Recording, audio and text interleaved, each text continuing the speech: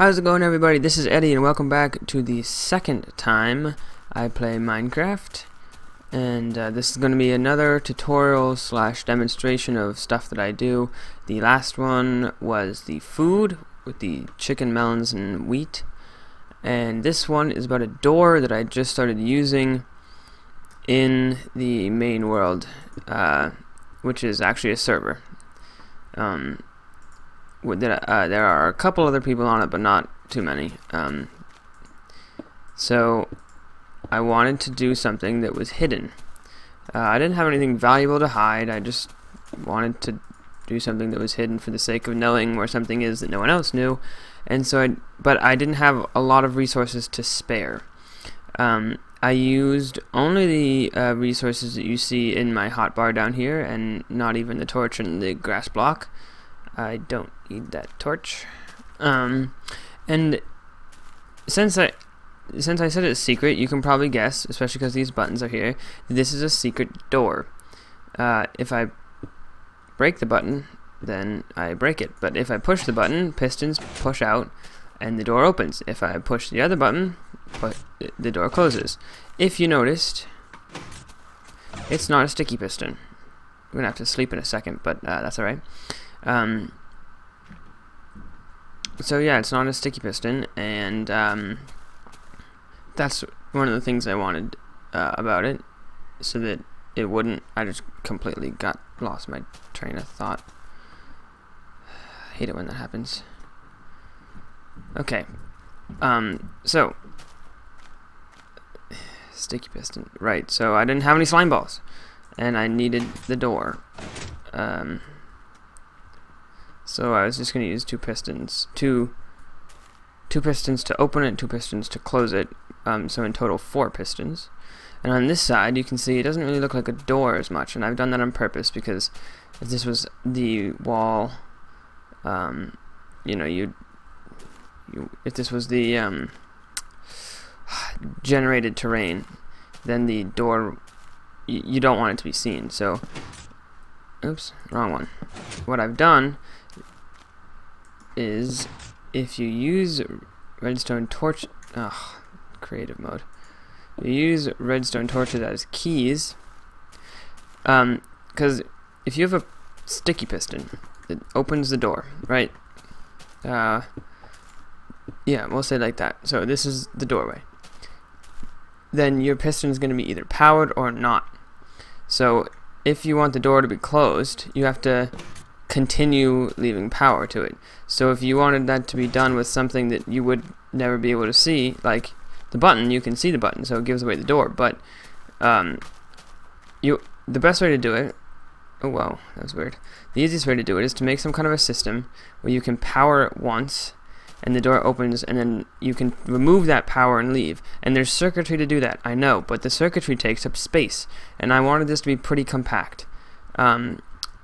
So piston pushing a block does that fine, because see if I can do this right. You can power it and then remove the power, and the piston still stays in place. I mean, sorry, the block still stays in place. And then but you do need twice as many pistons, but no slime balls. So this, oops, wrong side. This would be how you would do it. This would be the outside to the rest of the world, and then you power it, remove the power, collect the torch again, come back through, and then since you're already on the inside, then you can use buttons. Now I've made it a little bit, I've taken a lot off of it, so I can show you how it works, and then I'm gonna, what is going on with my mouse or something here? It's jumping all around. But now I lost my train of thought again. Then I'm gonna wire it for you and show you. So with the button, you have the repeaters are the best way I find to do pistons, because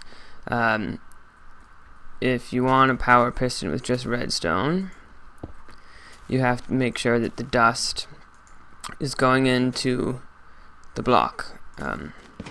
If the dust is not going into the block, it's not going to power it. So you can see that right in this area here, Yeah, it's got to be going into the block. So that's kind of annoying, but with a repeater, you're directing the power exactly where you want it to go. So, yeah. The repeaters power that, but then the repeaters are on top of each other, and you need to link them up. So the simplest way is to do this down like this. So you just, put the dust that's powering the top repeater, and then on either side you bring it down. And the reason why it's on either side is because you want the inside of the door and the outside of the door, first of all, but you could just wire it around if you want, but this is the main reason. It's best to have as much area as possible, because, or as much dust possible, because you could power it, not there, but there, over here, you could power it with this button. You could power it with a torch over here, etc., etc. So with all this wire, it's really flexible, where you can hide the place where you'd place the torch or to hide your button. And it's not extremely compact. I'm sure someone knows a way to get it smaller. But oh, and I should mention that if anyone's done a door like this before, I'm not surprised. This isn't extremely inventive. It's just a cheap door that has a couple of benefits that I didn't even foresee. The main reason I did it like this is because I didn't have any slime balls. But so you just cover up the the pistons, and throw a block there, and now this is just another corner of your awkwardly unsymmetrical house, which you could fix by moving one side of the wiring, not the pistons, but the wiring over one. And yeah, so that's basically it. But this is the other side, to show some more possibilities as far as like disguising it and stuff like that. So if we just cover up this, like, can I do that?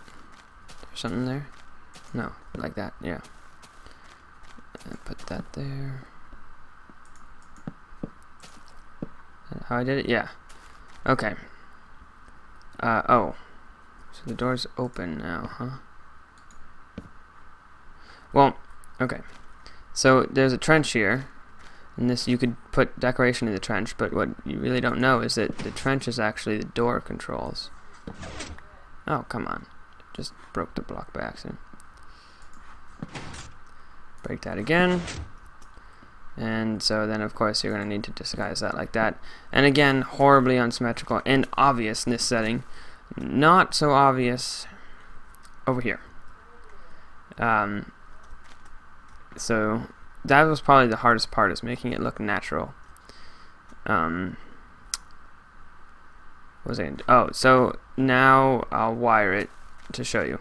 So when I wired it, the first thing I did was I placed the two pistons, and we can pick a new material for this. Let's go with stone bricks. Okay, so that that this is going to need to happen. This is closed. Assume it's closed. And then you're going to want to power the first piston with the repeater, obviously.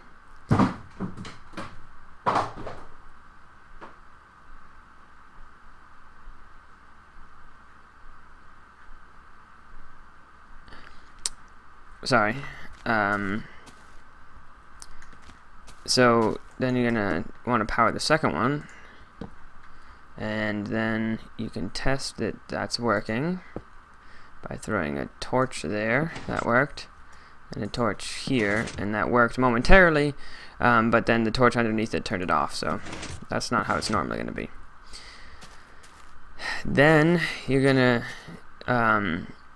want to connect these two repeaters so that you can operate them at the same time. So just pull down some redstone all along there, and now if you power it, they're both extended, and you can power it over here. Damn it. There, both extended. And then it's just a matter of repeating it on the second side, and making sure you get the spacing right. You're going to need two in between the two blocks in between the sets of pistons. And even though it looks a little confusing, and you know, because sometimes you like to use one block for the wiring of the you know, underneath the wiring, and another one for what you're actually going to see. But in this case, it's better to use this because you're trying to hide it. So just in case you see through somewhere, then there's going to see the same kind of block. So you got the other side here, powered, pushes it back.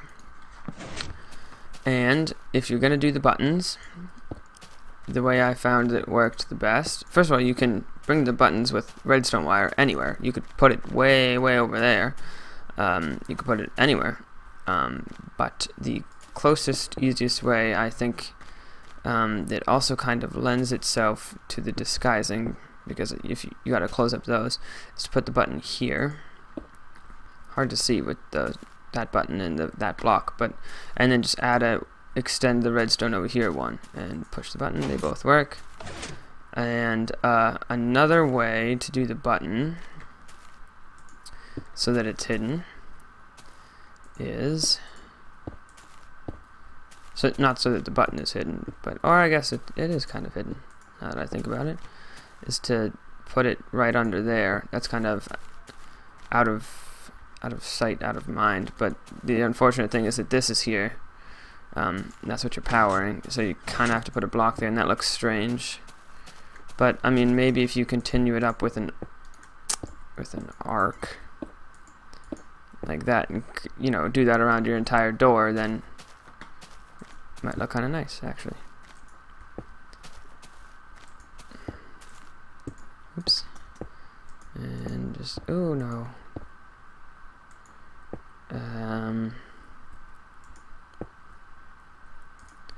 You get the point. Can't put one there though, because that button's there. But if you pretend, that might look nice. But if you're gonna do it with the torch, if you put a torch underneath the block and there's redstone on top of that block, it's gonna power it. So that's one possibility of, you know, going underneath somewhere along this wiring. Another possibility is to throw a pillar like that. Oh, I'll show that in a second. And then you put the block opposite the you put the torch opposite the dust, and it'll light it. And leave that there. And I'll show you another example of that over here that I made. Oh wait. Oh, I covered it up though. So this doesn't really disguise it that well, but I was doing that again over here. Oops. There we go. So like here's a pillar, a simple archway, beautiful design, if I do say so myself. Don't mind that. That's a redstone idea gone wrong, and I fixed my problems with TNT. But the archway could be used as a secret vantage point. Like if you wired it up there, you could put it so that you have to place the torch up there. And nope, that's the button side. Torch side.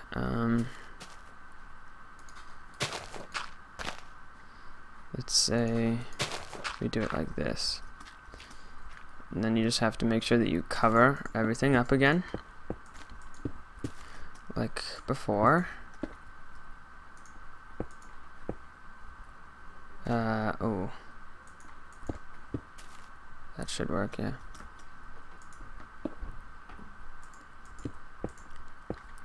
Move that over there. Gotta cover that up. can't really cover that up, unfortunately. Oh no, can't cut that off either.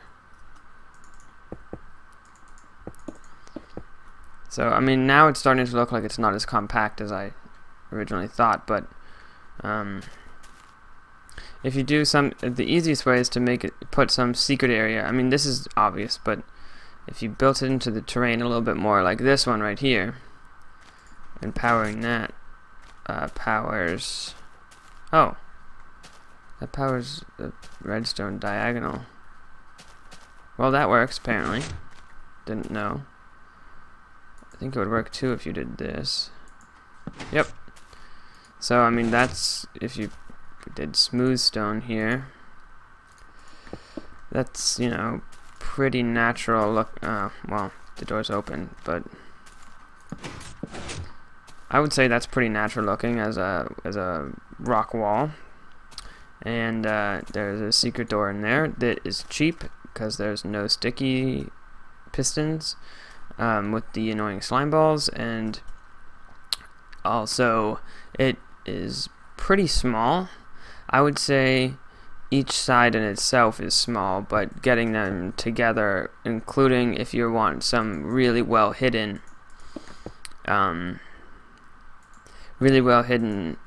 like trigger door opening system, then it won't be compact anymore. But this right here, simple operation for one side of the door, I would say that's pretty compact. And it's also great, you can power it anywhere along here, which makes it pretty easy to hide, and not just along these 3 blocks, but also up on this piece of redstone, this piece of redstone, even if you could get to it somehow. Even just by placing a torch there would do it. I don't know if you could hide all the wiring and then still have that work, but you could conceivably get it to work. And you can do it with buttons, but the main bonus that I didn't realize was a bonus is that you could use the torches and you wouldn't have to keep the torch there.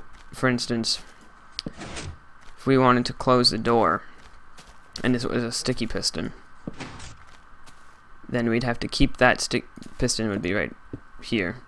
The piston would have to stay powered, because if it ever lost its power, it would retract these blocks and open the door. And you can do that with a circuit or some kind of redstone wiring. I'm really bad with the names. You can do that, you know, I don't know the name, but it's the one that makes a button act like a lever. Like you press the button and it toggles things on, then you press it again and it toggles it off. Feel like that. I'm not going to guess at the name because I know I'll be wrong. But this is a lot easier because you're just moving the block and you're leaving the block and you're not retracting the block. So, yeah, I think I kind of went on a little bit of a ramble at the end there. So that is the end of this, I guess you could say, tutorial or demonstration of the advantages of using a piston, normal piston only door, and how to implement that in a cheap way.